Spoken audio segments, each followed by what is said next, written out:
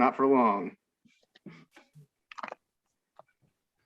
All right, we should be live on YouTube right about now. Damn.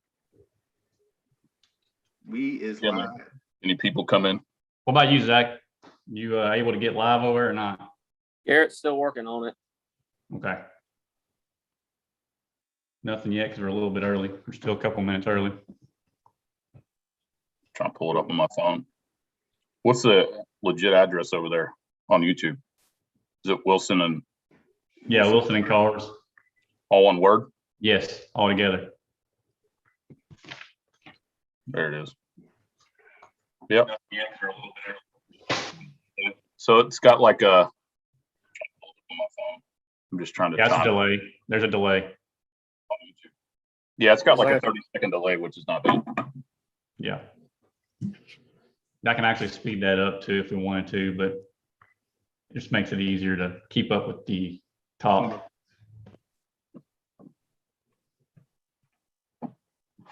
What the fuck?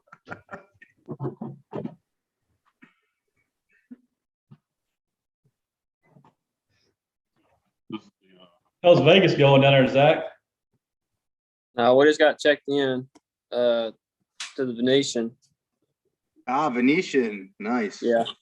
You go out there much? First time. You like Italian food? My wife does. There's a place down by the Flamingo, right? You told me about this place. yes, Batista's Hole in the Wall. Batista's, yeah, hole in the wall. Yep. It's like 3 minutes off the walking strip there, but it's by at the corner of Bellagio and everything. Look it up. It's amazing. I've been to. Isn't it like Flamingo and Koval or something like that? I forget. Yeah, I forgot. It's over there. The link is cool too. I think you're closer to the link. The link's cool. So there's so many places there. I wouldn't be on here if I were you. Well, I was thinking you just got there too. Yeah, we got dinner at 9. We made it late, so I should have plenty of time. What's going on, Joe? We got some people. We got 6 people right now. We're doing something. We'll wait. I'll be right back, boys. 1 second. All right. Hey, let me see your phone so I can be talking to Garrett.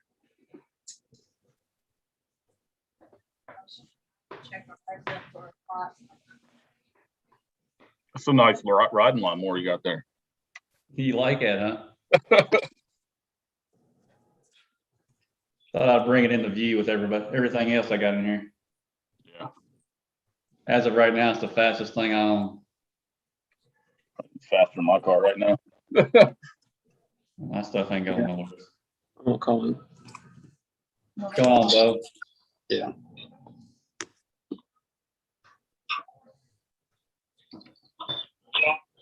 Hey,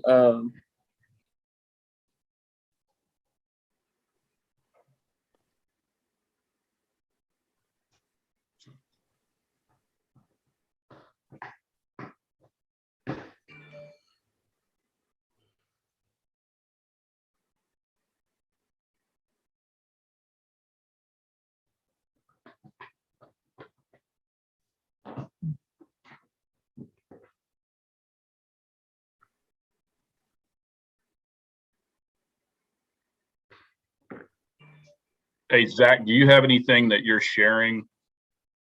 You can't screen share, can you, from there? not from the phone, no. Okay. That's why I'm trying to get another phone set up right here. My other phone set up to hopefully use it. You should be able to screen share from it on your phone as well. I know my cousin was doing it the other day. He was screen sharing from his. Back, sorry.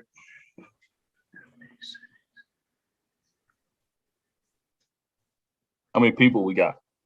-3. Nobody wants to. -3, yeah. We're already going wrong way. Now we're up to 12 here. Nice. If you guys want to, go ahead and start introductions. We'll start with you, Allen. Hey, Daniel, thanks for putting this together and coming up with the idea. You know, everybody kind of gets together every once in a while.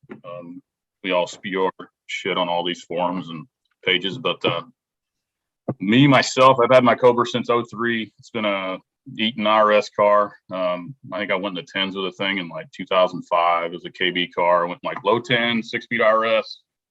One of the first guys in the 9s with a 6-speed RS back in, I think, 2010, 2009 or something.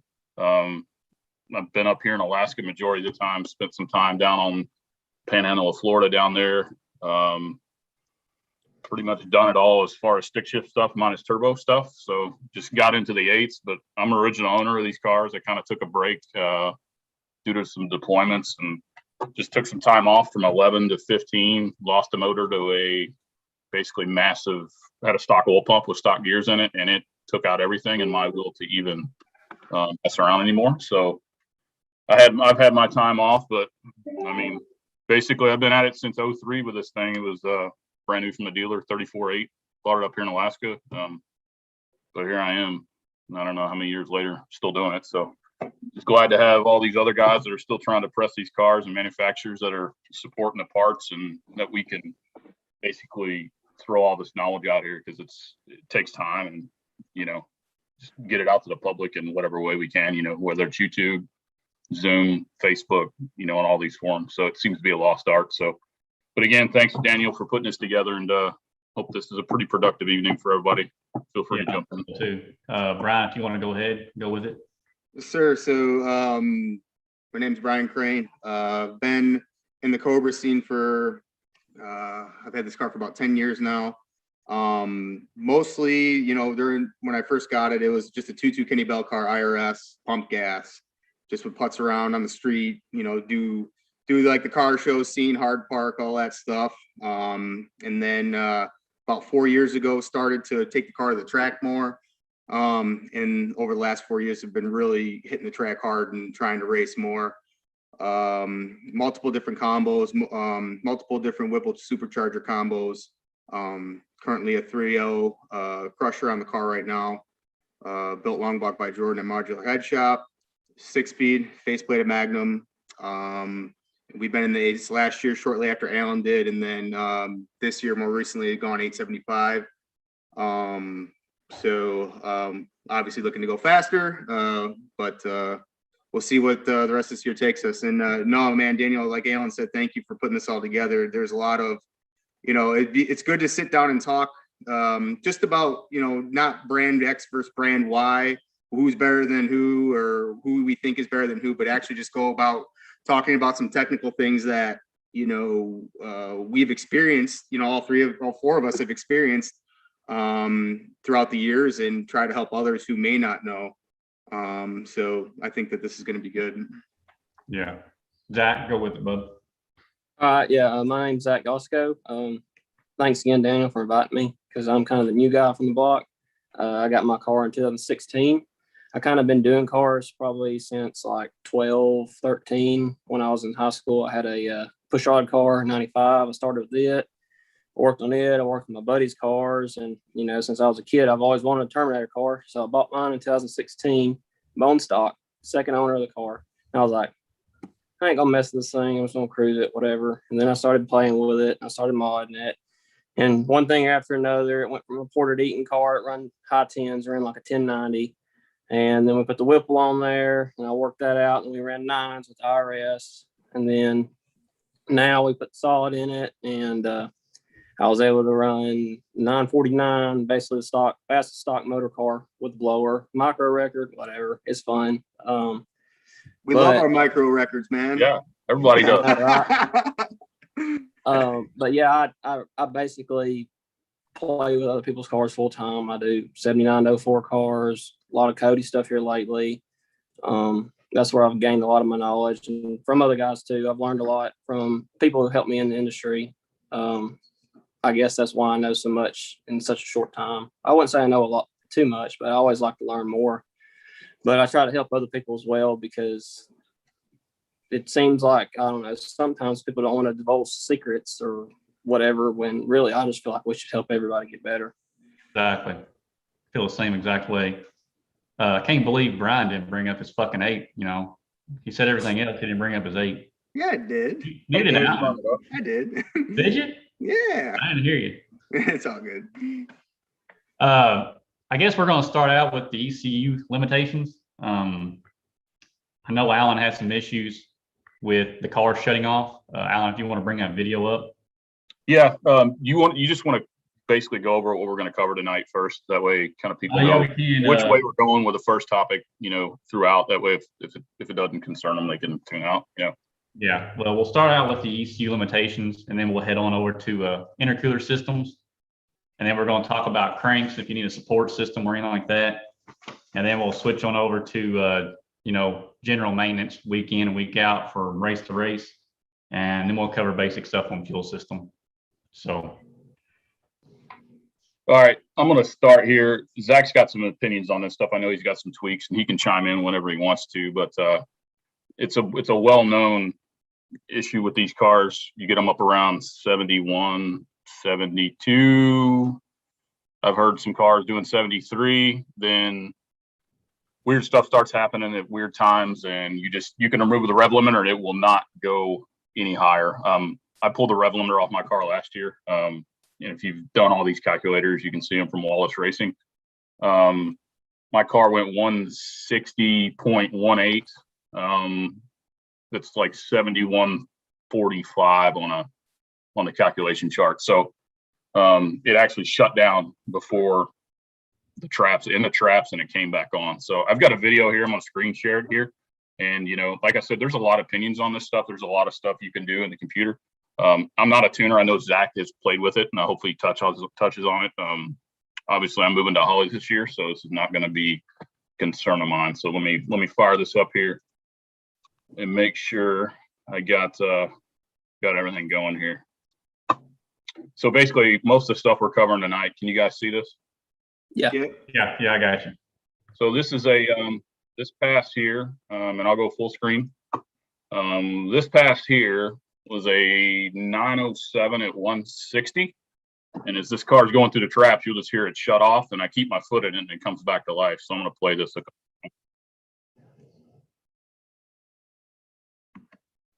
Oh, no sound.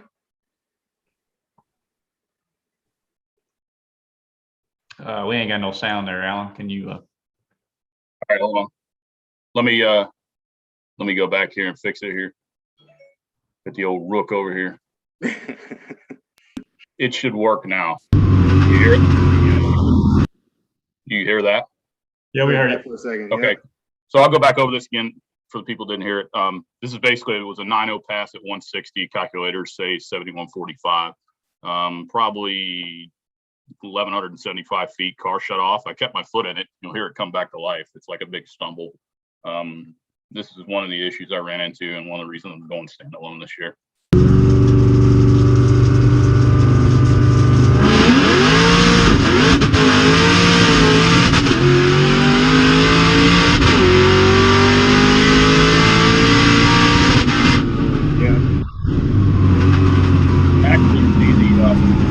You can actually see the shift light doing some weird stuff after the RPM was way lower than basically what the car should have been at. So, and I got another video of this thing too, and this is cranks it back touch on, but watch this thing go into 3 to 4 shift. It's going to hang up. It's going to like flicker. Then it'll start flickering after I shut down. So Yeah, Now all we got is sound, Alan. yeah, We don't got video. video. what's that? We've got sound, but no video now. Oh my God. Yeah, I know, right? This is technology here. Hold on. So apparently, let me know if you got sound. Yeah. Apparently you can't. Did A you? while ago, you had it to where it was without the, before we went live, you had it with both of them working. Yeah, hold on here. But were you able to see this, hear the sound on that last one? We heard the sound, but You no heard the video. sound, yeah. Didn't have no video. No video, but it was the most important part anyways, the sound, so. Yeah, you can hear it. I mean, Yeah, hold on. Let's see here.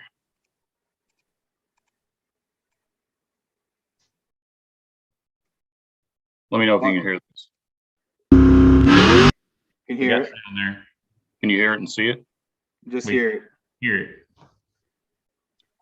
we're going to do some experimenting. So I keep playing with it, or we can keep talking. So Yeah, go ahead with it. Just keep talking.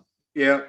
So, I mean, on that note too, I mean, my car has had similar issues going, like mine was more shift related, like a 3/4 shift or something like that. It would kind of like shut off, like go, huh, and then you get back into it and it go, huh, again. And then it just would like hit like a brick wall.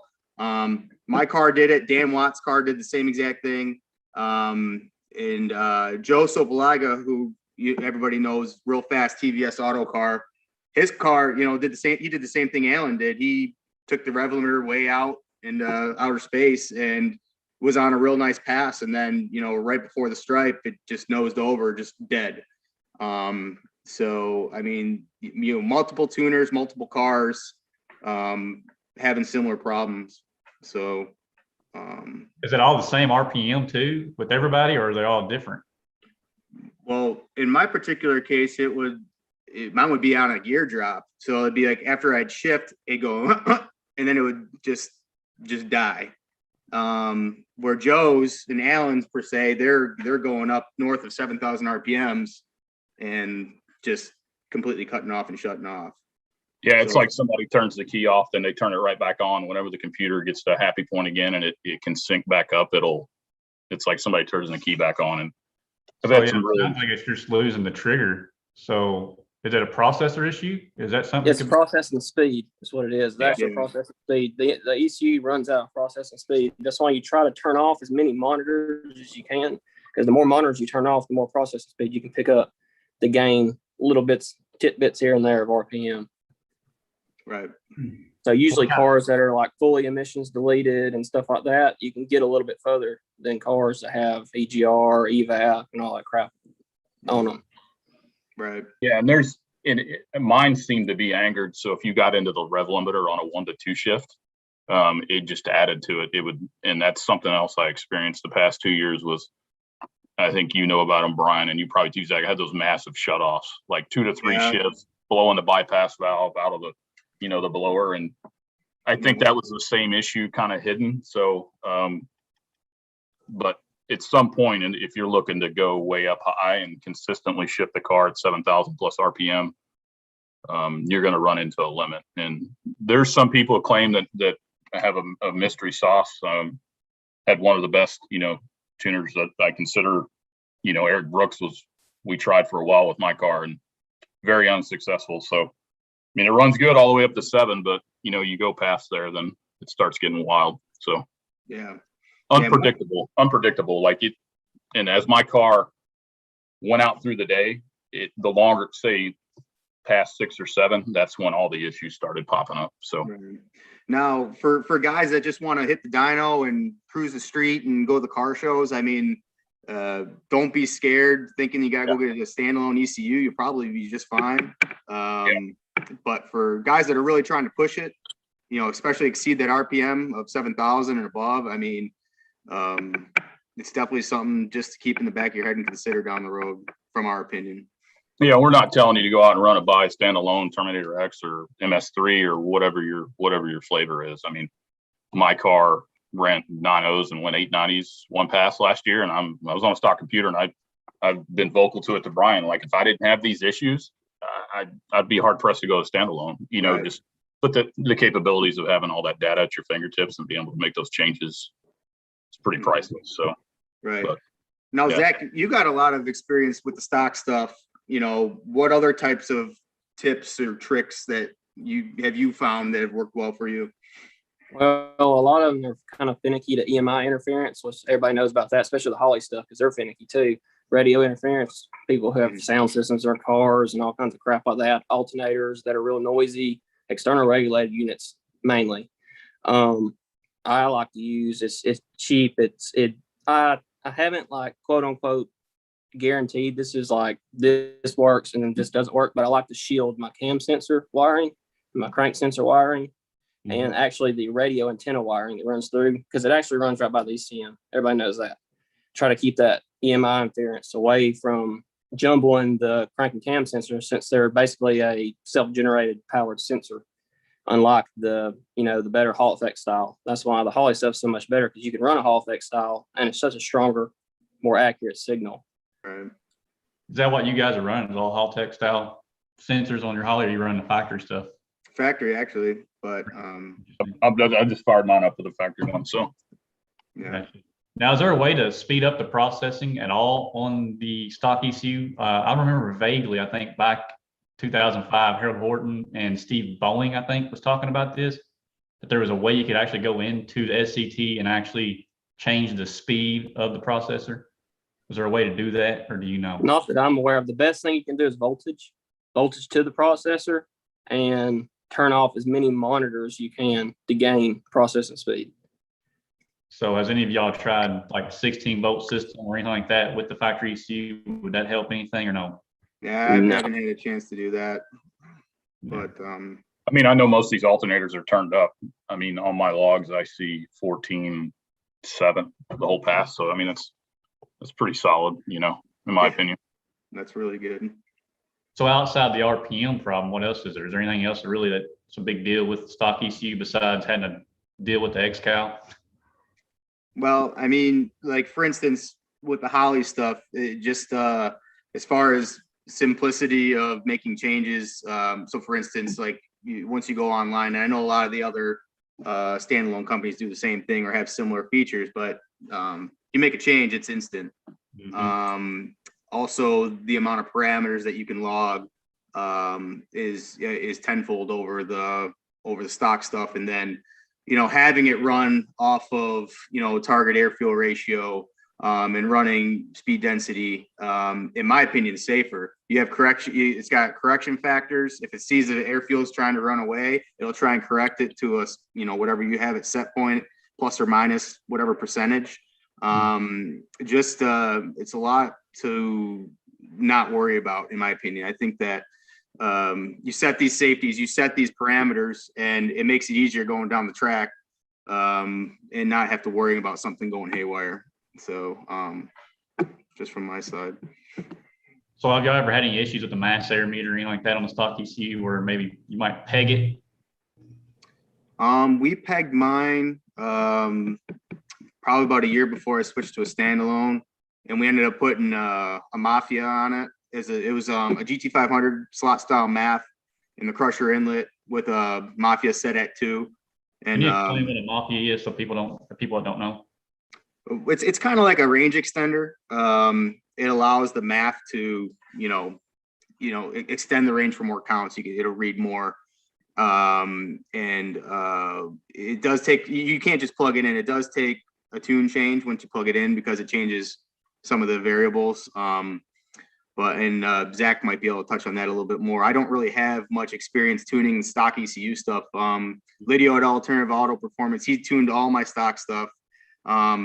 I knew how to get by in conversation with a lot of that stuff, but now with the Holly, it's kind of changed a little bit. I know my way around the Holly pretty good, but when it comes to the stock stuff, I'm kind of in the dark. I've never navigated the software or anything. So the biggest issue with mass cars are large housing, large sensor. You have poor resolution at low RPMs, so you have really crappy drivability. Things you can do, you can basically, after you have a full sweep of your map curve, you can shrink it to try to get, basically you can cut it down. Say if, the hard count, I think it's 1,084 80 counts.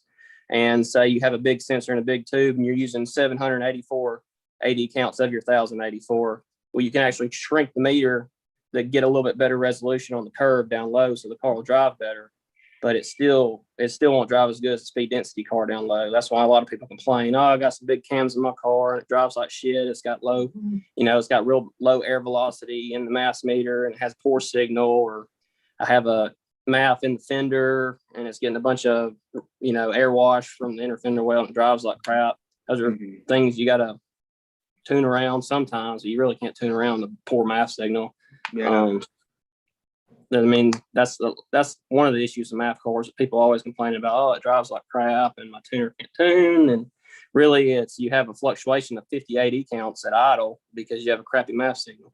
Yeah, that was one thing, because when I was stock ECU, we spent a lot of time on the drivability of my car. And the cams in my car, they're, I would say, a middle of the road cam. They're like a 232, 236 duration. Once we put the Holly in the car, man, it really smoothed out. So just to add to that point, going Yeah, to speed density, it really changed everything with the drivability. I just fired mine up on the Holly probably an hour ago, and it just park throttle, blipping the throttle was better than the stock computer's ever been. And it was still trying to learn within the first minute and a half. So, and we spent a lot of time on mine too, you know, with Eric, and it was what I would consider good and livable. And I got a little bit bigger cams than Bryan, but, you know, it worked good. Well, than what he did, but you know, they're 238, 240, so they're pretty big, but, yeah, I'm looking forward to it. So, yeah. Zach, you want to explain what happens when the math actually pegs? Basically, so like you have your curve, the fueling curve, which is like I don't have a diagram I can explain it, but it's basically a curve like RPM versus 80 counts and fueling, and a bunch of other math in there. But basically, when it pegs out, the computer doesn't know how much more air is coming in the motor. So if it continues to climb in airflow, and the computer's like, well, this is all I know what to do. This is where I'm going to stay. So as long if the engines continue to gain airflow, it's going to lean out because it's not going to add no more fuel because it doesn't know. Yeah, because isn't all the timing table number low base? What was that? So isn't the timing tables and everything in the SCT, ain't it low base, and whenever it pegs out, it'll actually drift down and everything as well? So when it leans out, will timing go up as well, or do you know? Well, yeah, if it drifts out of its load base, it can go to some erroneous timing table that you may never use. That's why I try to, like, on those tables, they're like, oh, I'll never be there. I try to put them at something reasonable, like not like freaking 40 degrees or 50 degrees or something stupid. You know, put them like 10 or 15 degrees, or sometimes, depending on the table, if you want it as a safety net, you can put it like 0 or whatever to try to make the car fall on its face when it goes outside that. Because there is a lot of stuff that's load based. On these older cars, it's not as much load based as like the Gen 2 Coyotes. Gen 2 Coyotes are kind of really hard to tune. They're everything on those cars are load based. Literally each gear on manual cars has a load cell for them. And then for the VCT stuff, we can get off in the weeds on all that stuff. But these cars are a lot simpler compared to those. But you can basically get into a different load cell. Like most of these cars making 800 plus are going to be like 2.0 load. So basically 2 times what the factory computer would think would be the load is, and you can get off and La La Land over there. And if you don't have like some ridiculous number, I guess, if you peg the math, hit that load cell, you can blow it up pretty easy. I mean, now there's more than just one timing table as well in the stock ECU as well. And that's something else I didn't like versus like standalone stuff where you got one basically, unless you add something in. Well, the standalone stuff makes it easier because you have your main timing table, but then you have your adders, like you have your coolant temperature adder, your cold start enrichment, and all that crap. So you start your main one, and you can like go in and change the little cells that you need and you're having issues with. Like say the car needs more time and more fuel, cold start, you can go and change that table, and it'll modify the base timing table up to that set point, and then it'll revert back to what you have on your base timing. Yeah. Yeah, and that's another limitation of stock ECU. If you really want to get serious, in my opinion, is that you can't create more tables for timing to be able to pull timing. Say like one of these guys are launching the car and they want it to be RPM based versus or match signal. They'll be able to pull timing versus speed and everything else on drive shaft. You can't do that with, the stock ECU. So right. Isn't there a couple safeties built in there? I know 150 is the magic IET2 number. You can pull that out or pull it out anywhere. Then I think it's 27 PSI rail pressure. It actually shut the car off. I know that's how Eric had mine set up. Like yeah, if it you dropped can that, the rail pressure got super low, it would basically it would just hiccup really bad, like basically shut the car off. Yeah, you can set the rail pressure sensor basically when it maxes out injector compensation to almost switch over to another timing table that'll basically kill the car. Yeah. Yeah. That's why it's good to keep the FRP sensor in a return style system. Yep. Yeah, that's how I found mine last year. That's how I knew it ran out of pumps and good air. Rail pressure started dropping. So interesting. Did y'all ever run into any IEC control issues with the stock ECU? Did everything work pretty easily? I didn't. We just up here, the issue we run into up here was you just got to kind of feed it a lot because with how cold it is and using the 85, especially at night, you just have to give a lot of air. Anything else you got on ECU, stock ECU? You want to talk about, Zach? I know you probably dealt with it more than any of us. Just basic stuff. I mean, we could really get off in the weeds on a lot of stuff, but just the main basic stuff we covered. All right, we're going to move on to the intercooler stuff then. And we're going to talk with Bryan on this because he found out, didn't you say you used the factory adapter on the front of the intercooler and you did some modifications to it? Yeah, we did a little sorcery with it. Kind of a similar idea to, you know, some of the aftermarket options out there, but we used the stock coupler. We welded 1-inch ends on it, and we bored out the inside of it, and then also the outlet to the core. Fabbed up some tubes. My buddy Jeff Chandler, he's a hell of a fab guy. Can't thank him enough for helping me out. So it's not like a j2fab, but it's similar in a way.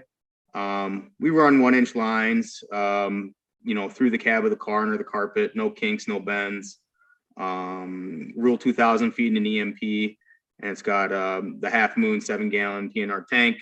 It's worked really well. But, you know, a lot of people ask, you know, well, what line size is enough or what pump is enough and this and that. And I mean, you know, if you look at the capability of the stock system, if you're going from a stock system to anything aftermarket, it's, I mean, God, it's significant.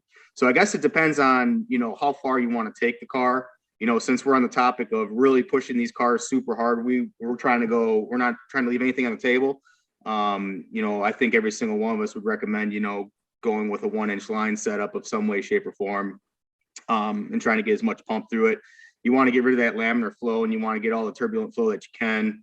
But on that note, you can have the most badass setup, but if your intercooler core is a piece of shit, like mine was, I just found out, it don't matter.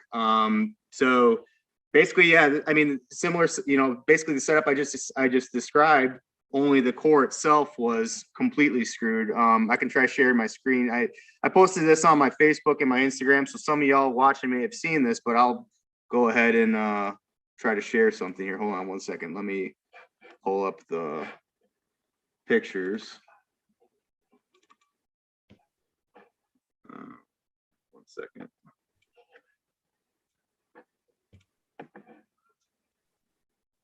All right, let's go back here. What the heck? There we go. Share screen. Let me know when y'all can see it. There we go. We got you. Okay. So what happened, what I was observing is that, you know, going down the track, my inlet temps were a little bit higher than they normally were. Car was down a good amount of mile an hour. You know, we have a ton of data over the past year with data logs, time slips showing what the car should run in certain DA and certain conditions, and it just wasn't adding up. So when I got home, I just was starting just to do a nut and bolt check, just kind of look at everything, and I noticed that the flow in the tank was really poor. You know, for a rule 2,000 feet in EMP, the thing should be geysering. So pulled the blower off, and the first thing that I found was that the separation gasket between the two core halves was completely blown out. So as you can imagine, water is recirculating back and forth between the two cores, basically drowning itself. So the reason why I wanted to bring this up is that these cars are getting older.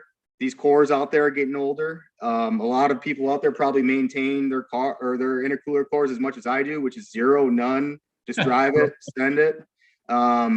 So I know that there's, you know, a couple other aftermarket options out there that, you know, a lot of people are waiting on some good, strong data for, but you know, for the time being, we got to work with what we have, you know, all these stock cores. Now, moving forward, I decided, well, since the separation gasket was screwed up, I'm gonna cut the thing in half and see what it looks like. So that basically tells the story right there. The gasket was completely gone. You know, you can't repair that. And then if you look even closer inside the fins, all sorts of gunk. And, you know, this could have been from, you know, at the track. I used to have the carpet in the car, putting ice in it, all sorts of junk and stuff can get in there. But this is 100 and something thousand mile core, original with the car, never maintained, ran a lot of, just standard distilled water. And then if you put ice in it, that's drinking water, non-treated water. So lack of better words, I didn't take care of the thing very well, and it showed. So luckily, my pal Allen Garrett here, he had a spare, pulled me out of a bind, sent me his spare core.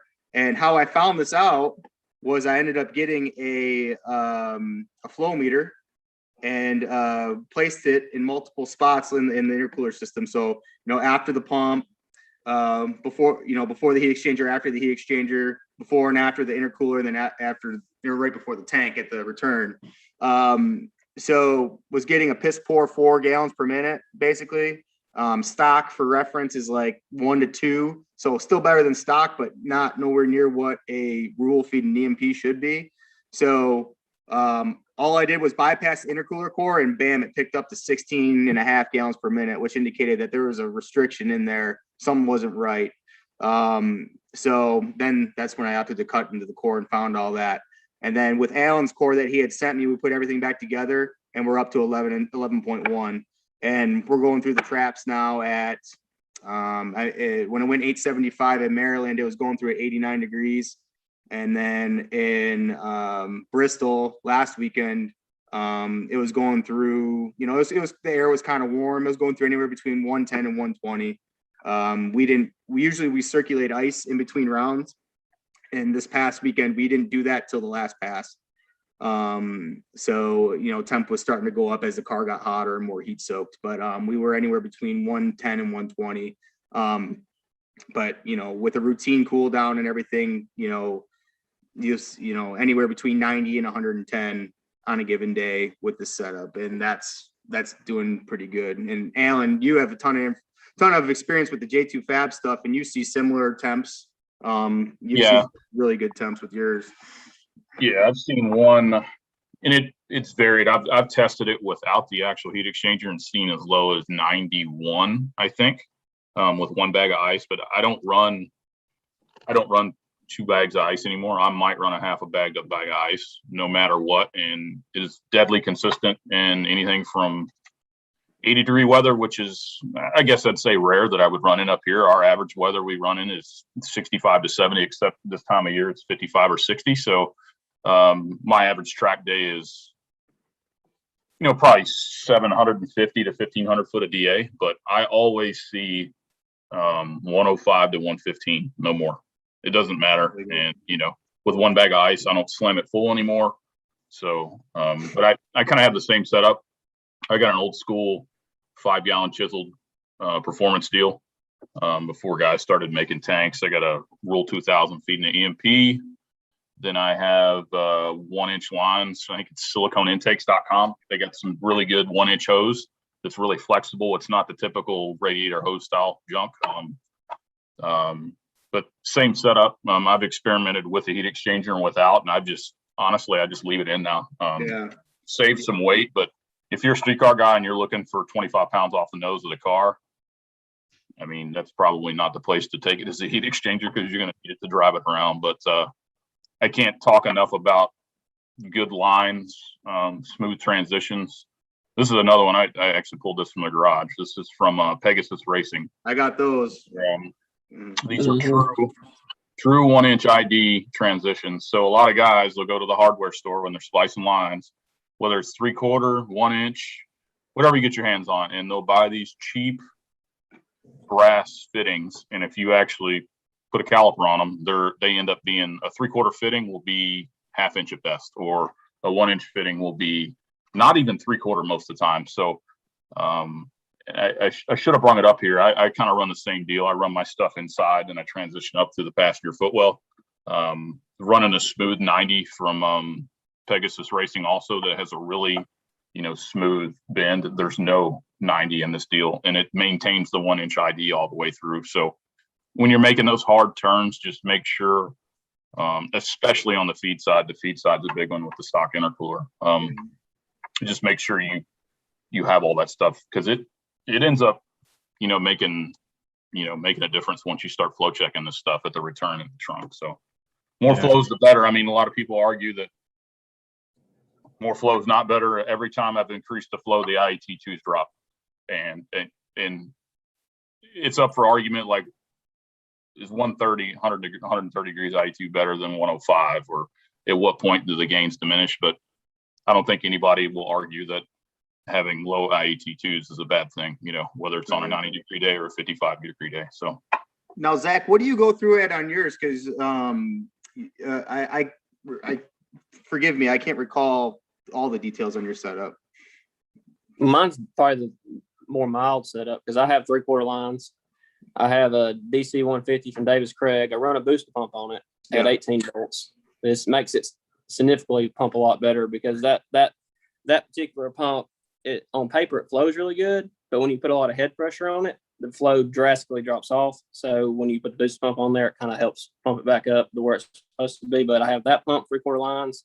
I modified my stock intercooler adapter, which anybody, if you take one off and look at it, there's a lot to be had flow wise, and there's a lot of sharp bends that, I mean, really, if you took a little time, poured it out, smoothed it out, it may not be a ton, but there's a little cheap. If you don't have the budget for the J2 stuff, I mean, there's a little bit of to be had there. Like if you were just put a little work into it, and I welded 12 push locks on mine that match my 3/4 stuff. But on mine, I don't necessarily look for a peak number. I try to keep because there's too many variables between ambient temperature, inlet temperature, and all that stuff. I try to keep mine. I want a 20 to 30 degree swing from the start of the pass to the end of the pass. So I try to make it where, say, I'll start the pass downstream, say 75 degrees with ice in it. I want to end up around 100. If I start at 90, I like to end up around 110, 120. I mean, like I said, there's a point where you hit a ceiling and it kind of stops. But I try to look for that for my intercooler performance. I try to look for that particular swing because there's always going to be a swing from start to finish. Right. But I usually end up on we'll say an average of an 80-degree day. Ice in the tank, it'll start. I can get it down to 60 degrees if I get in the staging lanes right, and I can end up around 80 to 90 on mine. That's awesome. With a stock motor. And since I have stock cams, that kind of helps the reversion in the intake to make it run a little cooler. Now, I will probably pick up some intake temp if I put some cams in there with a lot of overlap and reversion. But that's why we try to keep on these blower cars in particular. We want to keep our overlap down and try to keep the intake reversion out of it, try to keep the ITs in check. Yeah, I noticed when I put cams in my car, the inlet temps went up just overall, probably a 10 to 15 degree delta just anywhere just because of that. But I mean, this is great information because I mean, Allen and I have similar but different setups, but Zach, yours is probably more, I would say, some of the guys who are just getting into this and don't want to, go full 1 inch and do all that big dog stuff, it's just showing that the results are there. You don't have to go all in like some people to achieve similar results. So that's great information. Yeah, there's some really good economical. Touch on pumps. I've had everything from stock replacement 03, 04 pumps to the old what do you want to call them, the Mazir pumps. That they just do not fight head pressure. A lot of people say, oh, they flow 55 GPM. They flow about 4.5 or 5 under head pressure. So, but there's plenty of economical options. I've done the BAP thing, the booster pump. When I went return, I kept my BAP and I threw it on my rule. That was a really decent combo that actually it flowed almost 8.5 GPM with a rule feeding a GT500 pump, the newer 1314 one. Pretty good. With 3/4 lines. Obviously the core was in pretty good condition, but you don't have to run out and drop big money in 1 inch lines. You can, like Zach's doing. You can do a lot of good stuff on 3/4, but if you're looking to maximize, there's definitely ways to do it. And Zach touched on it earlier, wiring is imperative when you start taking a lot of these. I've seen people running 10, 12 gauge wires the back of the car. Take the time, run a 4 gauge from the front or 2 or whatever you're doing, and just make that for your fuel pumps, make it for your intercooler system, and get a good solid voltage, supply back there. That way you're not burning shit up. It's a safety concern. One of the simplest things people can do for in the trunk power range is most of these cars under 1,000 horsepower are going to run 2 pumps, 465, 525s, whatever. Go ahead and buy an FC3, put it in the back, run your 2 pumps and your intercooler pump off your third. Then you can trigger it, put a little switch in there, and you can trigger your intercooler pump off that, it would be pump number 1 on FC3. So you can shut it off in the lanes, until right before you make a pass to save ice. But that's the cleanest, easiest way to get good power back there to the back for both your pumps and your intercooler pump. It's not that expensive, and it's going to supply the voltage you need. The FC3 is a good solid state relay. It's going to be reliable. It's one of the simplest, easiest things you can do to get good, reliable power back there to the back. Yeah, on the FC3, it's granted, there's great ways to wire different combinations. Don't get me wrong, but I've had my FC3 in the car for 6-ish years. No maintenance, no nothing, and the thing has been awesome. So yeah, I've got an FC2 in my car. Same thing. I trigger a relay, and that's how I power everything. I've just got a 2-gauge ran to the back, and I run my pumps and my my fuel pumps off of it, and that triggers my EMP. So then I just got a separate switch. That way, when I get out of the burnout box, I just turn the pump on, and like I said, just don't forget to turn it on. Right. Did any of you guys touch on what the flow difference would be versus 90-degree elbow versus no elbow? You know what? I don't have that kind of data because I just recently started to do, gallons per minute readings when I was trying to troubleshoot the issue with my car recently after Florida. So I unfortunately don't have that kind of data. But like Allen said, if it's a smooth transition 90, like Pegasus Racing sells some of the best hoses, like as far like any configuration of hose they have. So if you're trying to do something custom, I'll run and go get one here. Hold on. I got a spare one. They make some of the best hoses. So if you have, as long as it's not a hard 90 and you got a nice smooth transition, I don't think that you're going to be losing out on flow per se, or it's splitting hairs at that point. But you go into a hard 90, then you're going to start losing some things, in my opinion. Yeah, I wish I would have done before and after, because I had just changed mine where I ran mine in the side skirt, and I had 2 90s going in the rear and 2 90s going up front. And I swapped it up, basically running under the car, and lost those 4 90s. So I would be willing to bet I would probably at least gained it by looking at it. It obviously gained a lot, but on the flow gauge, it probably would gain at least a gallon per minute just by losing those 4 90s. Yeah. This is one of these elbows from Pegasus. There you go. This is what I have going through the firewall. Yeah. In the passenger versus the hard 90. So your lines are ran inside the car then, Allen? Yep. They're ran inside the car, and they come in, they pass through just basically to the left of the PCM, basically where your right foot would set, but they're under the carpet. Yeah, that's where I got mine going too. I cut like where the back seat is. I have it come down over the wheel well down where like your back seat goes, and then I cut a section out, runs through there under the carpet, and then underneath the passenger seat where you got that brace that comes across where it mounts to. Yeah. I cut a section out through there, and it just runs right underneath the seat, and then mine runs into the out the same spot Allen's does as well. So you can't have very many 90s at all then if you did that. I don't have any 90s. The only 90s I got are up on the front near where it goes into the coupler under the blower, just because I didn't just for room purposes. That's how they make all their stuff. It's nice. It's perfect. So yeah, and you can put that, and those connect completely together like that too. So you don't even see the fitting at all. Do they have a firewall connection? Motion makes one. I know Motion makes one, but I'm not 100% sure if it next down was a -20, I think. Mm-hmm.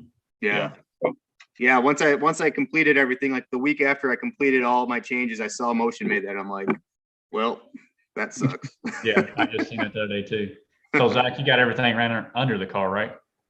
Yeah, mine comes out straight out the back through behind the bumper support, and it makes up as smooth as I can make 90. It runs back down the frame rail, over the axle, and then down the subframe connector, and then by the control arm, like above the control arm, and then straight up through there to the intercooler.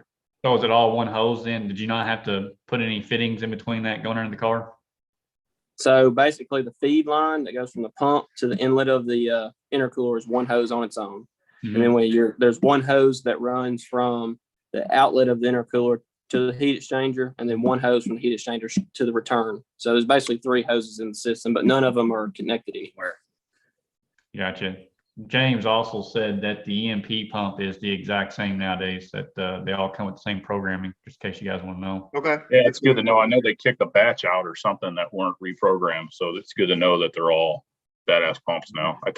I think I did a bastardized ghetto flow check on mine. I think it flowed like 14.5, and I've just got a regular single pass AFCO heat exchanger with all the J2 stuff on it. So I'm gonna have one of his new cores here soon, so get some pretty solid data with the stock. So it'll be interesting to see how it works. So. You did pull the heat exchanger, right?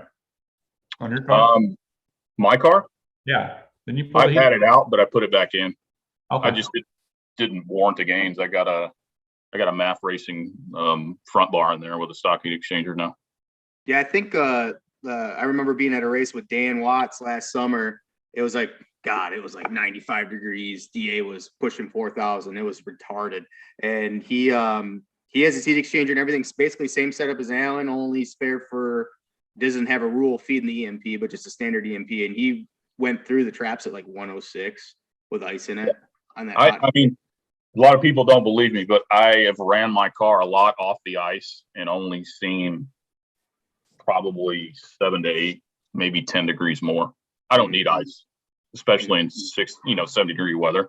I don't need it. It's cool to have, but it runs good. That's how well some of these high flow systems work. Whatever it is, there's pretty much 3 ways to do it now. You got the J2 stuff, you got the modded stalker, and VMP's got some stuff coming out, but they probably all going to work well. You can kind of pick your poison. So yeah, I'm really curious about the flow as far as the airflow on the new intercooler as well.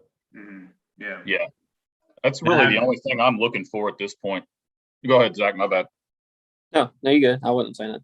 No, that's pretty much the only thing I'm looking for at this point. And I had a goof up last year and forgot to turn my intercooler pump on. And the car still trapped 155 and it went through at like 185.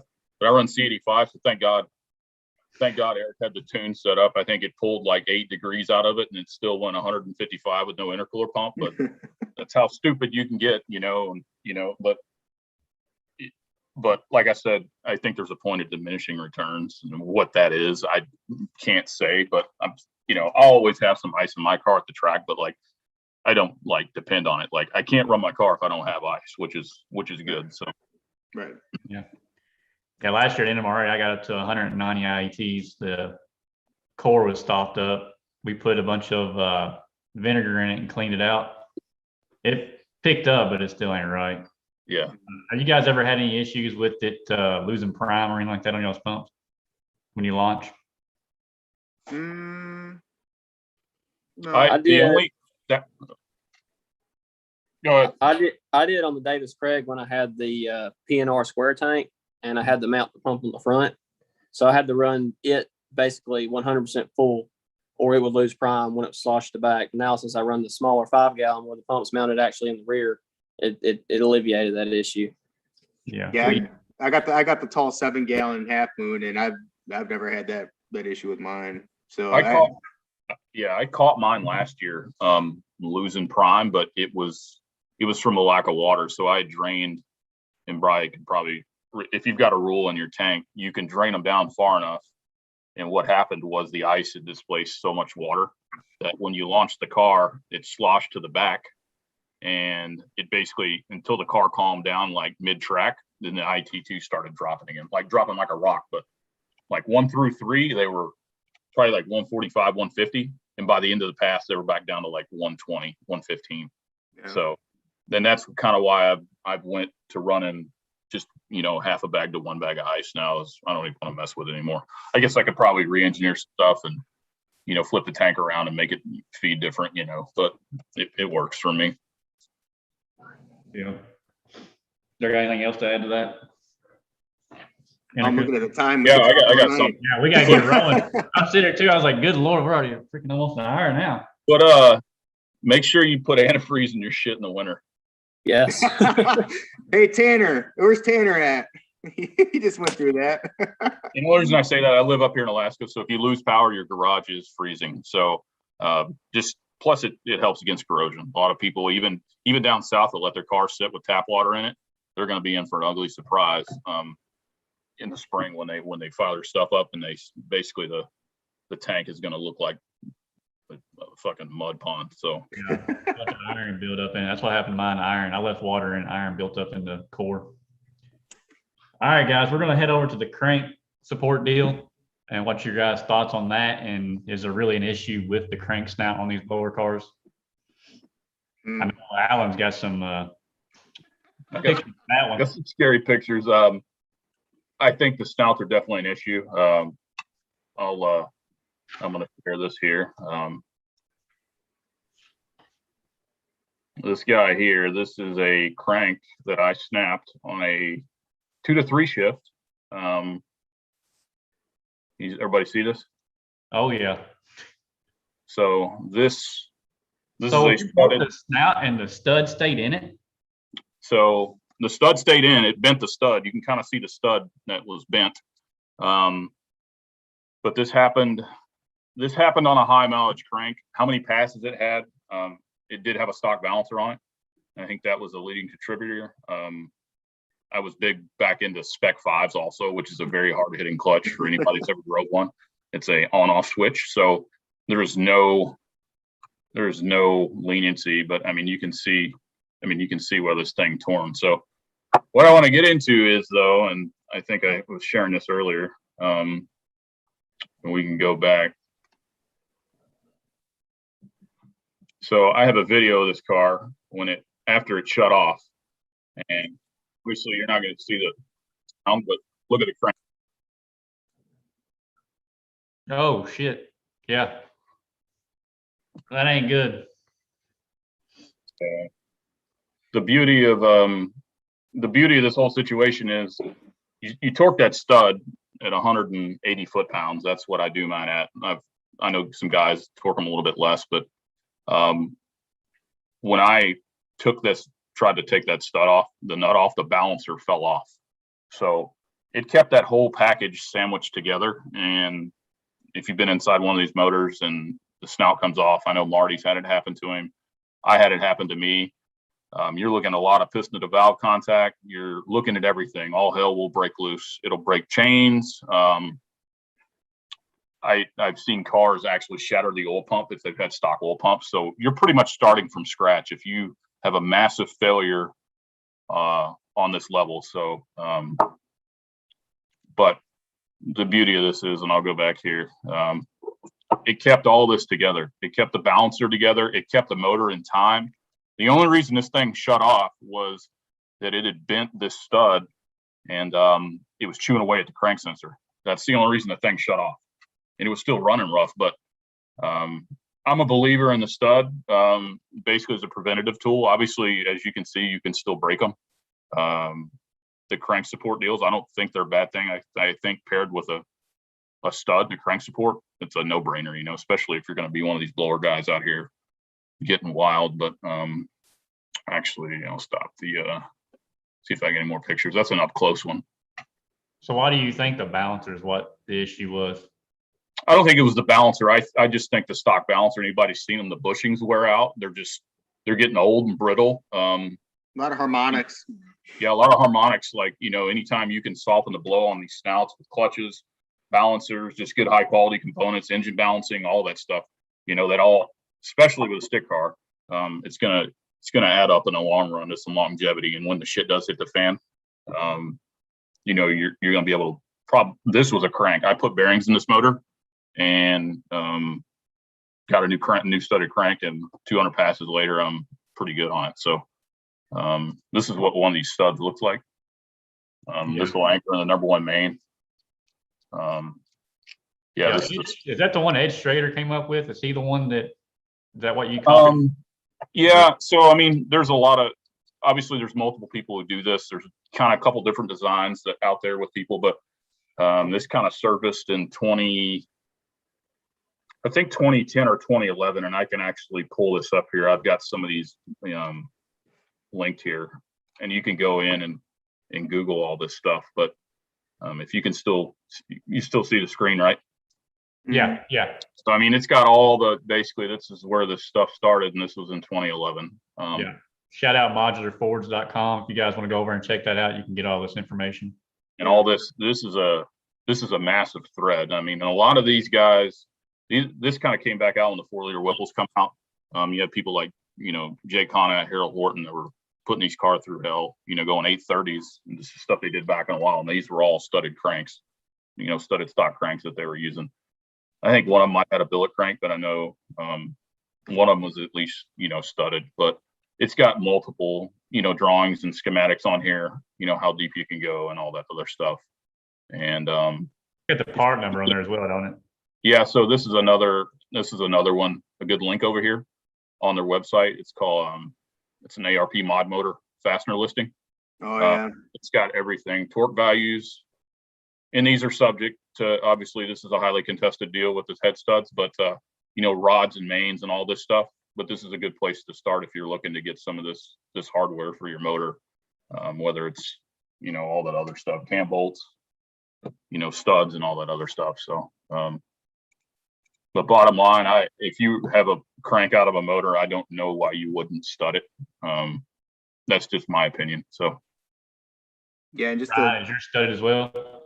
Yeah, mine's studded. So a lot of questions that I get from people too are like, hey, I just got this fresh new build done. I'm so scared to go out and beat on the car because I'm afraid that my 3.0 Whipple is going to rip the snout out of it. Or the fact of the matter is this: if you go back in like the history of these cars, every single blower in the history of these cars have broken a crank. A stock blower has broken a crank. A 4.0 Whipple has broken a crank. A 2.3 TVS, a 3.0 Whipple, you name it, they've broken a crank. It's like Allen said, the design of the crank is, it is what it is. But to make people feel better, I agree with Allen. You can put the brace on it, and it's a no-brainer. But in my car in particular, we've had the crank out of the car twice in the last 3 years.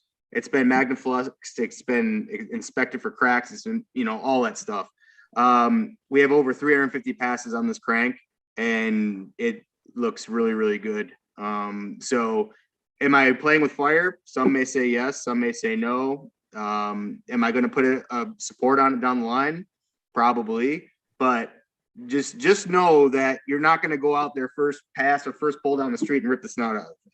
That's the misconception I want to let people know about, because I can't even tell you how many people message me all the time. Like, oh, do you have a crank support? Oh, you're going to break the crank on that thing. It's like, well, sure, but the stud is like number one. You got to do the stud first, and then do your support. In my opinion, that's how I would go about it. What about you over, Zach? You got it done too? No, I got a stock motor. I just put a lower and a bouncer on it. I got a little wild hair. Yeah, good balancer too. A good balancer is definitely helpful. Yeah, with the HD hub upgrade too, that's kind of a no-brainer because he really doesn't charge anymore to give you the HD hub. It's like $10 or something. Yeah, it's cheap. Yeah, and I'm at the point I don't care. I mean, if it breaks, it breaks. It's racing. It's a wear item. It's part of it. And at that point, it gives me a reason to put a Cody in the car. Oh, no. It's kind of like me. I've got 2 backup cranks now. So if this one breaks, I'm not running out and buying a crank. What's this clutch tamer that Garrett's talking about, Zach? Ooh, Zach's going to go with clutch tamer. Well, it's, I guess, a kind of a Band-Aid for crappy suspension setup if you're driving, but really no, it kind of does the best to make a diaphragm style clutch act like a long style clutch with centrifugal weights. You're basically, not everybody's as talented and gifted to be able to modulate the clutch perfectly off the launch every single time the exact same way. Mm-hmm. So it basically is for lack of better terms, a door shock. The guy who made it started off using a door shock, but it's basically an adjustable little shock, and you can set it where the clutch will fall into basically you want to set it where it falls into the meat of engagement, and then it'll drag through that engagement, and you can adjust the speed on how it drags through the engagement. So basically it just makes you more consistent. You can have your set launch RPM, and you just let go of the clutch and let it do its thing. And the issue with it that I found is it's great on making the car launch. You can really, I got my car to do a 133 60 foot, on a slick, trying to go for 120s with the radial. But the issue with it is when you have a car that's really, really close to the power rating of the clutch, on every sequential shift, this is on the mechanical version. There's a version for hydraulic clutches, but on the mechanical version, every sequential shift after that, it still works.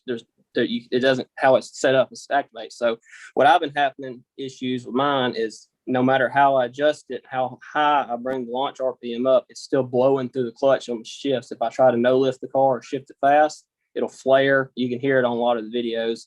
If I was more prepared, I would have some videos to show, but you can hear it'll flare on all the shifts and it'll hit the limiter sometimes.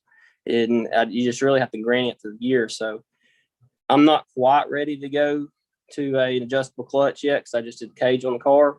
So what I'm going to do is we're going to try to, there's a guy, I can't remember his name, but he has a Cody stock Maverick, and he basically built his own version where he has a bracket with a channel. So after the first hit, the tamer will fall down into a free channel to allow it to slide and not activate on every sequential shift afterwards.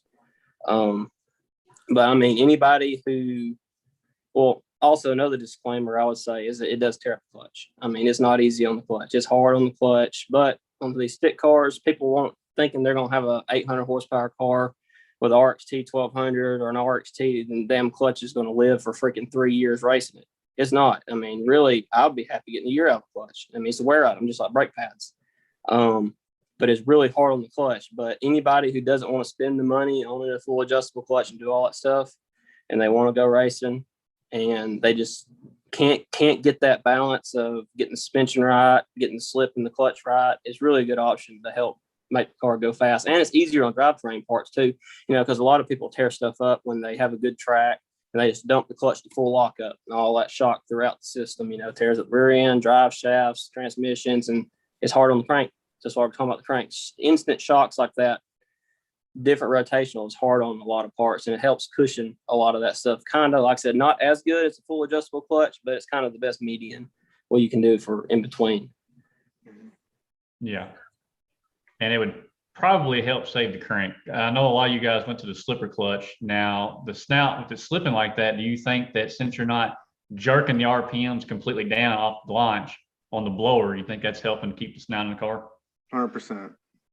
Yeah, I think, well, plus two, if you can set it up, and we're still experimenting with it, Brian. I don't have mine in yet, but Brian's got a pretty good jump on me, with his stuff, and we're sharing some data. But that 1 to 2 shift, if you've done the calculator too, based off the T56 with a 266 first gear, is pretty violent. That's why it's so imperative getting that 1 to 2 shift right, because that's the biggest drop that there is in that whole gear set is the 1 to 2. It's like massive. If you do the math on it, I'd have to pull up the calculator and input it, but any type of slip that you can control, especially down low and off the hit, is going to help. So, Yeah.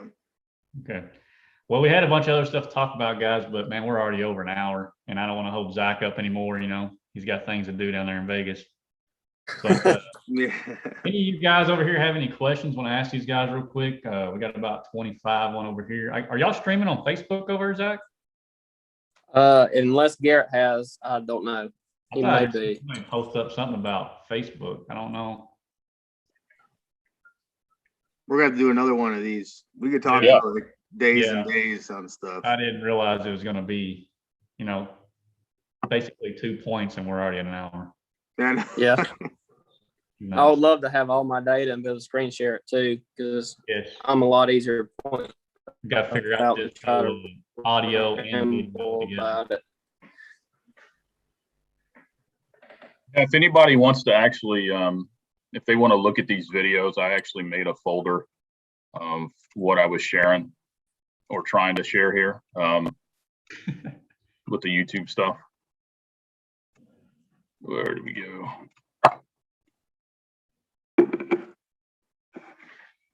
This is my YouTube channel, so I've had this thing forever, but I've got a playlist here.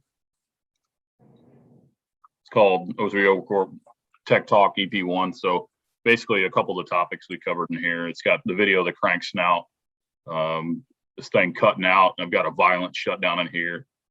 Crank sensor doing weird stuff, and just some random videos and passes of last year. So, but if you want to check it out, just feel free to stop over. There you go, guys.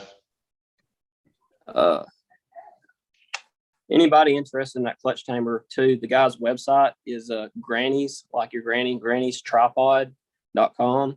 You can go over to his website and read up a little bit more on it if you're interested. Like I said, there's two styles. There's a mechanical style for all cable clutch cars and stuff like that. And then there's the actual hydraulic style, which our buddy Heath, he has a C6 Corvette Grand Sport. He's been running it, and he's been chasing it a little bit. He's starting to get it dialed in, and it's actually picked up a lot of time on his car as well. The good thing about the hydraulic ones, though, since they're on a timer, it does shut off after the first gear hit. So you have full lock up every gear shift after that. So you don't have to worry about blowing through the clutch like I am. Yeah. Well, we're getting some questions coming in, but they all want to talk about suspension. So I guess we have another one. We'll talk about suspension. Yeah. That'll take a long time too. We don't have another Yeah, hour. we could talk for hours on suspension. Yeah. Oh, yeah. It's different for everybody, especially the radio stuff. Staying slick. I'm on the fucking dirt road up here. So A lot of different theories and ways to approach it. yeah. So, what works for you guys may not work for me. Even, it's there's no one, but bottom line, all these companies make excellent stuff. So you can put yourself in a pretty good position for, right off the bat. And it's just a matter of collecting data and making clicks and analyzing that data. So. Sounds good. Well, guys, I really appreciate it. You guys absolutely freaking killed it, man. 100%. So we're just going to end the stream here. If you guys want to, you want to shout out anybody that helped you out or anything like that? Oh my God. We got so many people. Can't do this alone. God, I got my boys. Jeff, Colin, Adam, Brian Reed, Dan Watts, Allen Garrett, Zach Yasko. I got all these guys, man. Like, everybody helps everybody. Could go off on, Whipple, Jordan Martin, Modular Head Shop, go on and on and on and on here. But just know that you can't do this alone, that we all don't get here alone. So that's Same deal, man. Just, Brian, all the people who support me, and I'm I don't have a big support system up here. So I rely 99% on people that are in this chat, and other people, answer messages and Instagram messages and Facebook messages on the side. And that's pretty much the people I rely on. And I do a lot of trial and error and stuff on my own. So it's good to have a good circle if you guys haven't figured that out. So, and like I said, I can go on Whipple, Lethal, all these guys, Jason at 1320. This is, the core, the guys that make it happen. So, but you guys know the deal. So. Oh yeah. Biggest thing is have a good group of guys to help you when you get down, because sometimes this stuff can get hard. They can fight you again, and again, and again. Sometimes you need somebody to give you a kick in the butt, keep you going, and then all of a sudden it seems to come together for you. There you go. Yeah. I gotta tell you what, at Bristol this past weekend, Friday was terrible. Oh my God, it was terrible. We were we couldn't get A to B, and we were so frustrated. And man, when we were able to go A to B that next pass, that's a morale booster right there, man. Fuck. Like it's crazy. It's crazy. You gotta have those guys there, thick and thin, and at the end of the day, you're gonna come out on top. So Hell yeah. Garrett said over on Second Shift Racing, him and Zach will go over the both styles of the clutch tamers. So you want to go over? Yeah, we've been meaning to make a video on that, actually showing it. I want to show what I have and what Heath has, and then what I'm going to do to mine to try to alleviate some of my issues. If anybody's kind of fabricating inclined, because it's not going to be too big of a deal to make the change over to what I'm doing. But we've been meaning to make it a little tech video about it. Because like I said, anybody who's having issues like I was having, it can definitely help you a lot. And it's a budget friendly thing to do. Yeah. All right, guys. Well, I appreciate it. We're going to stream there, guys. Everybody that tuned in, appreciate it. Share it on the social media platforms. It's good knowledge to get out there. So until next time, guys, we'll see you later. See you, boys. Have a good one. Later, dudes.